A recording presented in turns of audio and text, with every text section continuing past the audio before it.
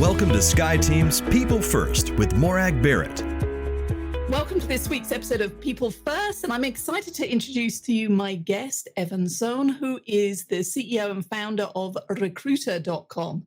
Evan brings with him multiple years of experience in industry and in business, and I'm looking forward to tapping in and learning more about his leadership journey. So, Evan, first off, welcome to People First. Thank you so much for having me. Really, really appreciate it. I'm excited to be part of the conversation. All right, so we're going to start with your origin story, the how did you get to where you are today? But let's flash back. You're in elementary school. The teacher's got your attention. She's saying, Evan, what's your childhood dream? What do you want to be when you grow up? What was your answer?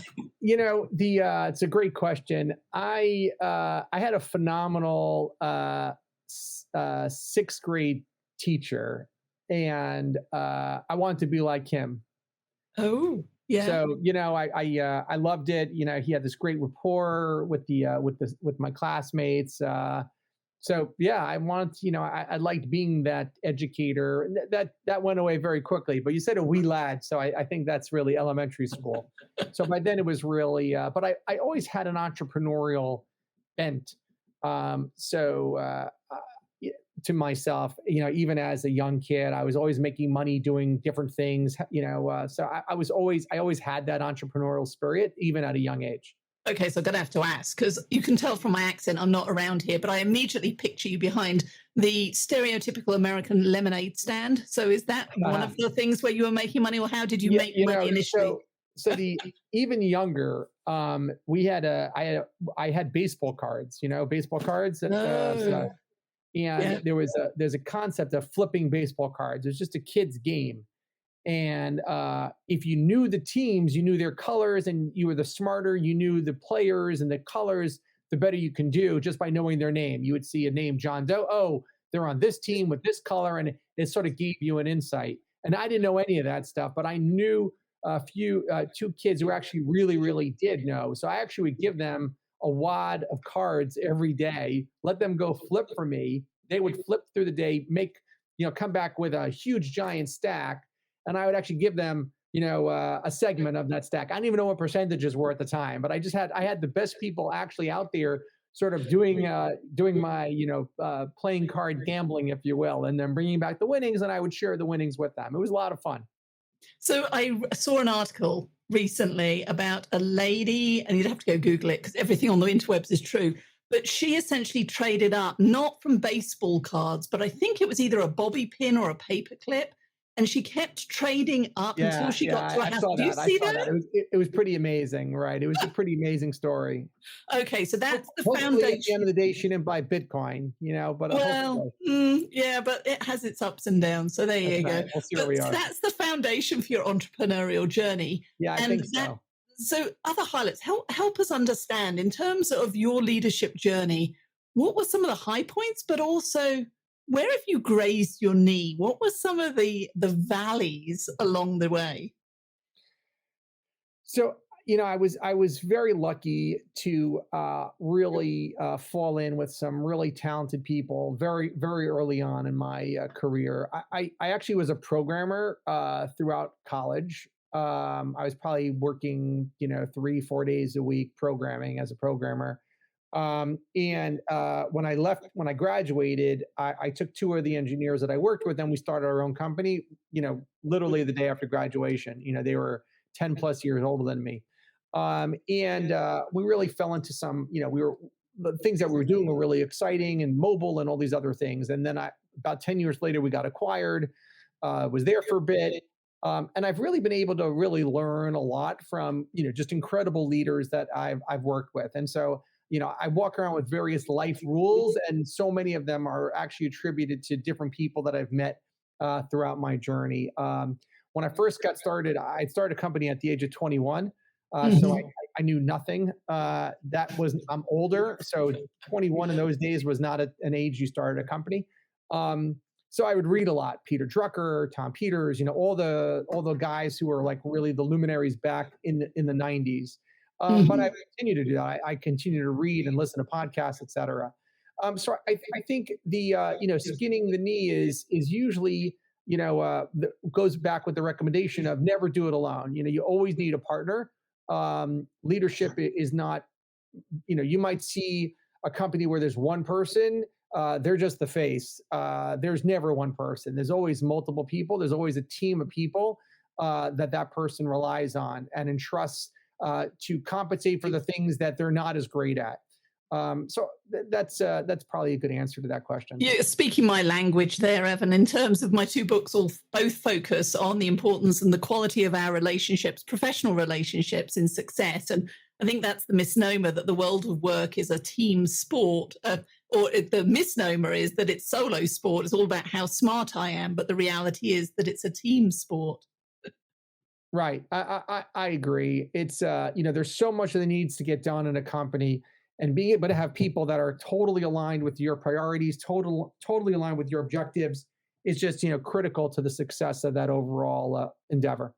Life in general, life as well, right? Yeah, life in general. You can't be successful in either without the people around you. So tell me about the people then at recruiter.com, because it seems to me that with the pandemic and the great resignation that is one of the many headlines that we're reading right now, this seems to be the perfect storm that I hope you and the team are weathering and riding. What's happening at recruiter.com? Yeah, so recruiter.com, though it sounds like it should be a very old company, we are, I would say, just about 3 years old in its latest incarnation. I joined the company in April of 2019 and put together a bunch of different companies together. And things really got going really at the height of the pandemic. I became CEO in June of 2020. It just phenomenal, the talent of the people there. And we really are a technology platform. We're a freelance marketplace for independent recruiters on a global basis, plus a software platform. So we have both the software that helps companies target passive candidates or passive talent, as well as have software that enable to attract active candidates. So both software sides, the proactive and the reactive, if you will, or the proactive and the passive. And then we have this on-demand platform for freelance recruiters, a marketplace for freelance recruiters. So a lot of great technology people, a lot of great customer service people, client success people, marketing people, product technologists, sales people, finance people. They always get upset when I don't mention the finance people, but we really just have a phenomenal team. We're about 60, 68, close to 70 people full time. And just really, I could not be happier with the team that we have in place. It's unfortunate that we live in this, and we're actually a pretty virtual operation. We're all over the country and people outside the US, but we operate virtual. We have a physical office in Manhattan, but very few of us actually work in Manhattan, work in the New York area. That is the modern world. It's a challenge, right? Because you have such talented people that we only see once a week at the all hands meeting, as opposed to running into at the lunch area or at the coffee, coffee corner, the water cooler, whatever you want to call it now. It's hard, and I have open hours and my Zoom and all these other things, but it's still hard. And the answer is that we just have, just a phenomenal group of people and everyone has their superpower. Right. Everybody, and I know you'd be, into that from a leadership perspective, but that's really what we talk about. We talk about building on everyone's superpower. What are they really good at? And focusing on the things that people are really, really good at. And then bringing on people who are good at the things that we're not good at. And that's really what we talk about a lot. Well, I'm glad you called out the finance team, because as somebody who spent 15 years in finance in my first career, the unsung heroes, the budgeting cycle. And then it's they're usually portrayed as the villain. But you talked there about working in a distributed environment. So what is it that you and your leadership team are doing specifically, office hours being one of them, to maintain that sense of connection, especially if you've got people who've onboarded during the pandemic and may have not been to the office in Manhattan? Yeah, so we actually have a culture committee. So we actually have a team of people that focus on things that we're doing as a company to be better at it. It's one of our objectives, be an A+ virtual operation or virtual organization.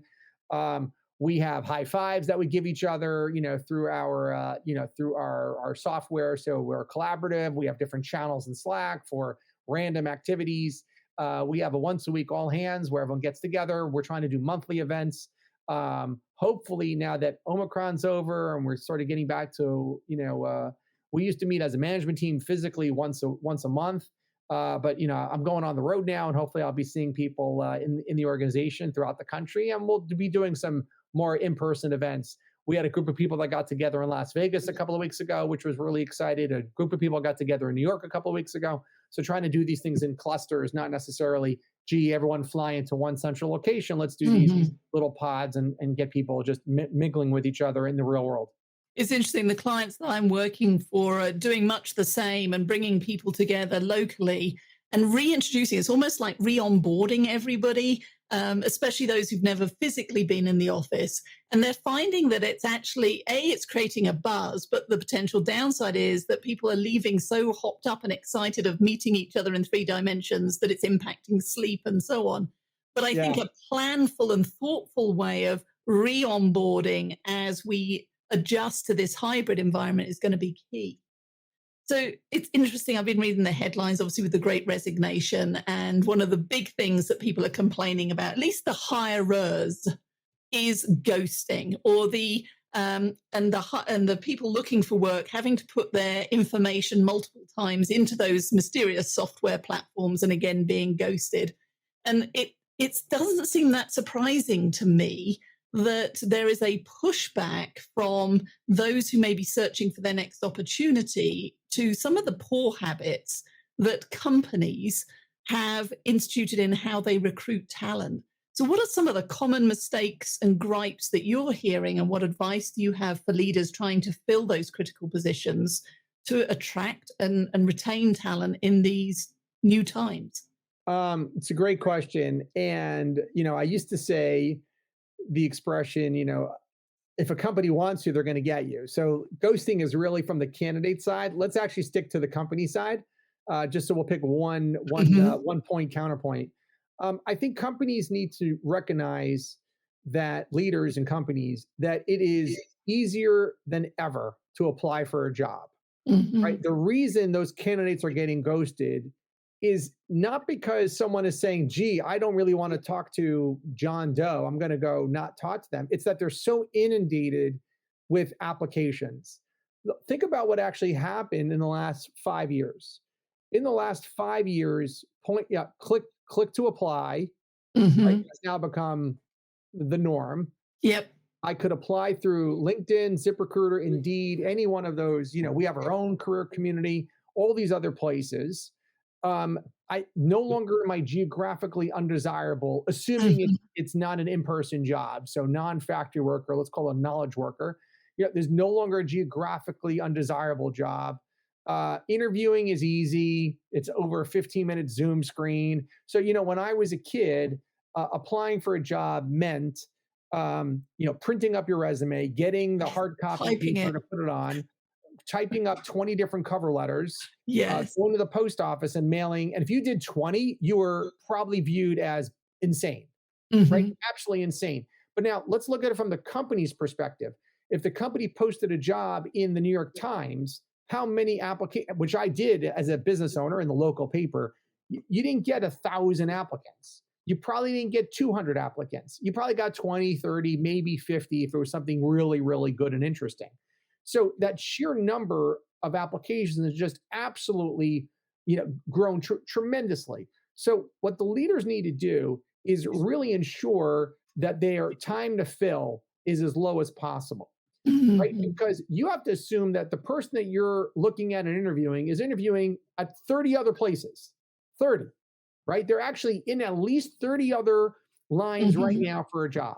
I've heard people accept a job one day and turn it down 3 days later. Forget the fact that I've heard people start a job and leave 2 days later. Let's leave that aside. But the time to fill, how long does it take you to fill that job? Because if you have someone in that pipeline, you need to move those people through the pipeline as fast as possible. So you got to assume that this is a customer walking into your store, that if you're not actually paying that person attention, they're going to leave because they have all these other places to go. Maybe think of it as like a food court.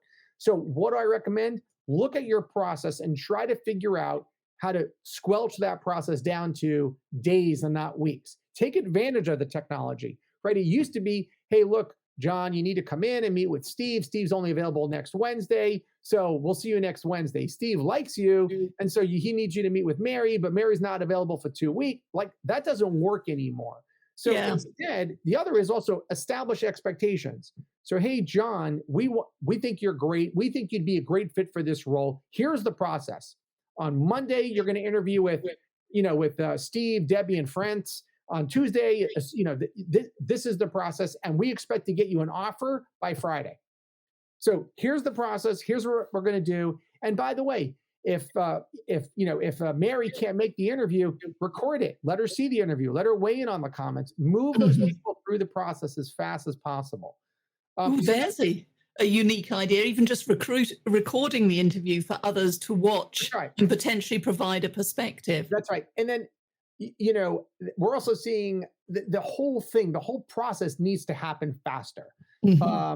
So you ought to look at, your leaders ought to look at a candidate comes in, if they're screened, talk about it like a lead, right? If a lead came in, you wouldn't want your salespeople waiting 2 weeks to talk to that lead. That lead's finished.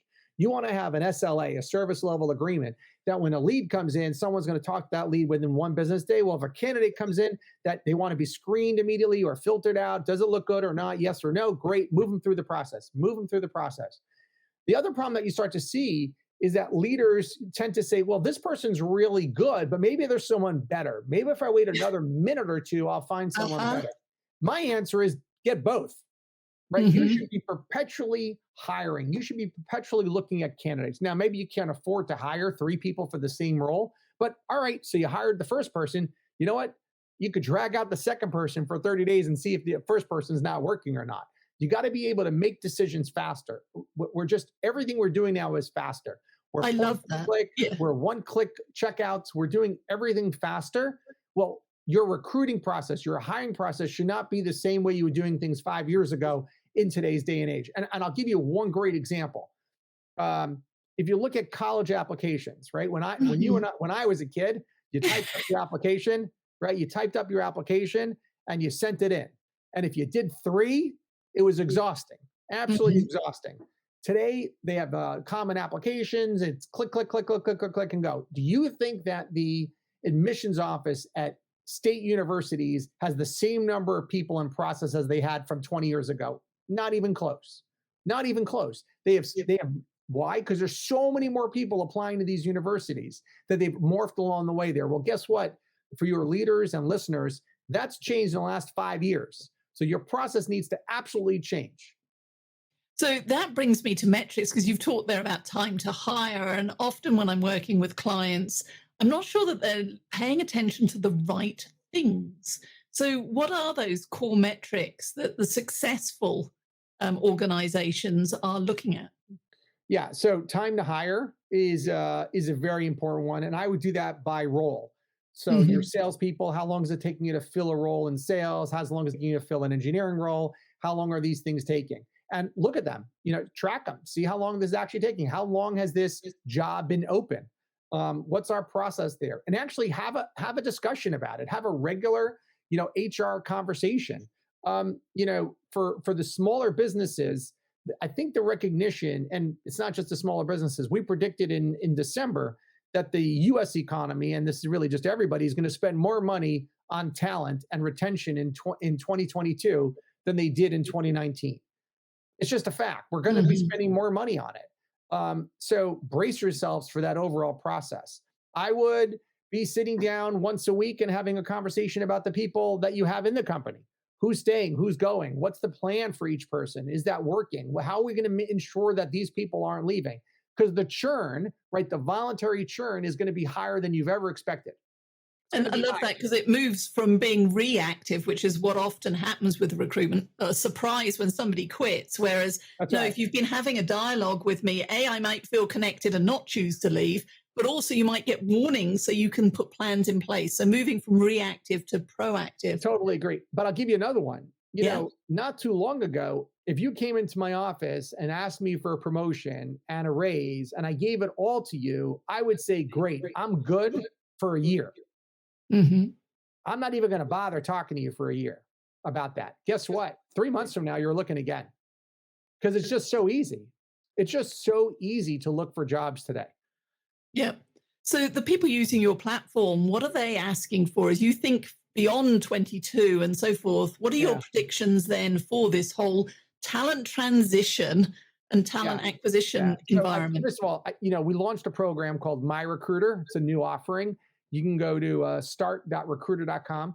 It is a great service for small businesses and business owners to have an on-demand recruiter, at your bequest or at your behalf. Right? You need Mhm. someone who's going to represent you and help you handle your talent, whether that's 10 hours a week with whatever you need, or just building a pipeline of specific roles that you're looking for, or even executive level recruiting. We do that all under the My Recruiter brand. I think it's the cat's meow. I think it's going to be a great service.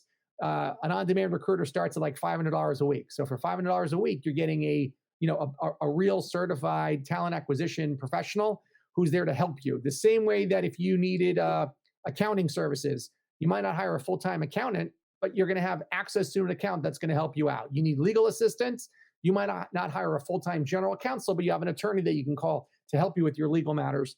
We believe the same thing is going to happen in talent acquisition and retention, and we're prepared with a great service for our clients for that. And we think that's going to be a huge, huge new segment going into, for the rest of the year and into 23. At the same time, I think companies are recognizing that they need a constant pipeline. Let's go back to that restaurant. If I said to the restaurant owner, how many customers do you need? Restaurant owner would say as many as you can get. Like, I need a perpetual source of new customers. Okay. Every company needs a perpetual source of something, whether it's, sales associates, to the business development professionals, to engineers, to auditors, to CPAs, to designers, whatever you need. Think about, if you're a company of 30 people and you were growing and you had three people quitting every year, and you didn't even want to grow, you were hiring one person every 4 months, right? Yep. Okay, so that's not that big of a deal. But if that number is now 6, if you're going to double that, meaning you're hiring a person every other month, which means every month you're actually going through candidates, you're hiring a person. Going through candidates, hiring a person. That's a very, very, very a very serious timely process. And imagine let's assume you did your own tax return, right? Well, a tax return is once a year, right? Let's just assume a tax return is once a year. What if you had to do a tax return every other month? Does anyone have the time to do that? No one has the time to do that. You could do it. No one has the time. And that's the service that we're able to provide to companies large and small. So in that, you demonstrated your entrepreneurial spirit and ideas don't look like they're slowing down. But I'm curious, in terms of your personal leadership journey, then, what is it that you are focused on in refining? You're obviously successful because of who you are and what you do. Yeah. But what's going to get you and your organizations to that next level? So, it's again, fantastic question. If you ask me what my skill set is, I have a few, not a lot, just a few. I'm really good at running a ball down the field. I'm really good sort of deciding what's the play, how do we move the ball down the field, go from step A to step B to step B to step C to step D. And many mistakes that I've seen myself make and others is, everyone knows everyone's at stage A, and stage Z is global domination. Whatever you're in. Oh, we're going to have the giant hockey stick curve. We're going to, everyone knows what that looks like. That's not the challenge. The challenge is how do you go from A to B, B to C, C to D, D to E. And the missteps are when you jump too quickly. The misstep is, gee, I thought I was at B and I'm going to C. I actually defined something that's really a stage E. We can't do that yet. Yeah. And getting clarity on and being able to stop quickly and say, hey, look, let's readjust and let's get to B. I had a great boss for a couple of years who said, great line, you don't build the penthouse first. You're building a building, you don't start with the penthouse. You start with the first floor, then the second floor, then the third floor. There's a foundation and a process to everything. And that really teaches you there's an order to everything, and there's a process to everything. And the more clarity that you can have in terms of what does that next step look like. And by the way, from a leadership perspective, I usually will classify people as in do they know that they're in the wrong, do they know the next step to take? Do they know there's a problem in the step that they're in? Do they know what path to take? Like, and the higher you get, the higher up you get, the better you should be able to define the position you're in today and the position you need to be and how to get there. Okay, Evan, I appreciate this whirlwind introduction to you and your leadership journey to date. Wish you ongoing success. How can the listeners or the viewers of this episode learn more about MyRecruiter and the business? Sure. So you can just go to recruiter.com. Everything's there. It's a great URL. So feel free to go to recruiter.com. You can reach out to me at evan@recruiter.com. Or if you're interested specifically on the MyRecruiter offering, you can go to start.recruiter.com. It's got its own microsite landing page specifically to that offering. Okay, we'll make sure that all of that information is in the show notes. But Evan, thank you for being my guest on People First. Thank you so much for having me. And I look forward to catching up with you in a couple of months. Thank you so much for joining Morag today. If you enjoyed the show, please like and subscribe so you don't miss a thing. If you learned something worth sharing, share it. Cultivate your relationships today when you don't need anything before you need something. Be sure to follow SkyeTeam and Morag on LinkedIn, Facebook, Twitter, and Instagram. And if you have any ideas about topics we should tackle, interviews we should do, or if you yourself would like to be on the show, drop us a line at info@skyeteam.com. That's SKYE team.com. Thanks again for joining us today, and remember, business is personal and relationships matter. We are your allies.